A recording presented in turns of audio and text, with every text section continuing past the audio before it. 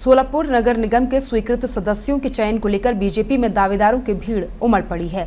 20 February को होने वाली आम बैठक में 10 स्वीकृत सदस्यों के साथ 16 स्थायी समिति और 12 परिवहन समिति सदस्यों का चयन किया जाएगा। तय समीकरण के अनुसार 9 सीटें बीजेपी और 1 सीट एमआईएम को मिलनी है। बीते बुधवार को सुबह 11 बजे से दोपहर 1:30 बजे तक दावेदारों ने नामांकन पत्र जमा किए। पूर्व नगर सेवकों से लेकर पार्टी पदाधिकारियों तक ने आवेदन दाखिल किया है। बड़ी संख्या में दावेदार मैदान में उतरने से पार्टी के भीतर आंतरिक खींचतान भी बढ़ गई है। अंतिम चयन में वरिष्ठ नेताओं की भूमिका अहम मानी जा रही है।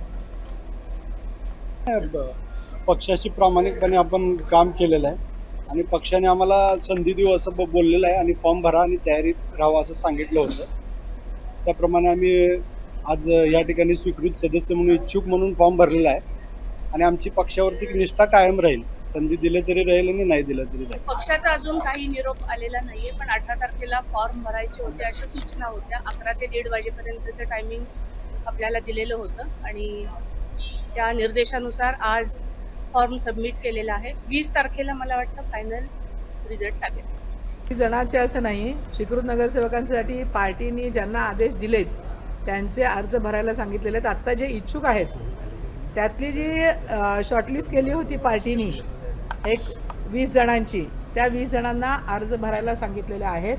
त्यापैकी मला म्हणजे इच्छुक आहे म्हणून मी भरलेलं आहे। पार्टीने अजून कुणालाही नक्की केलेलं नाही। जेव्हा माननीय मुख्यमंत्री देवेंद्रजी आणि माननीय पालकमंत्री जयकुमार गोरे साहेब यांचा आदेश येईल तेव्हा ते नावं कन्फर्म होतील। आता भरत असताना तुम्ही दायमा आणि जगदीश पाटील हे देखील तुमच्या सोबत होते, अक्षय अंजिखाने होते, म्हणजे याचा अर्थ असा समजून घ्यायचा का की यांना तसे आदेश प्राप्त झाले?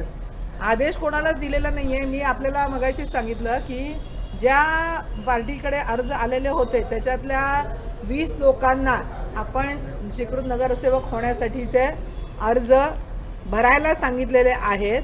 त्याच्यातले 9 लोक परवाच्या 20 तारखेच्या बोर्डामध्ये नक्की होती। ते आता तुम्ही येण्यापूर्वी महापौरांना सभागृह नेत्यांची पण भेट झाली आपली, मग त्याच्यामध्ये काय शॉर्ट लिस्टेड वगैरे झालं असं काय सांगितलं की मी 20 लोकांना भरायला सांगितलेले आहेत, त्यापैकी 9 लोक नक्की होती।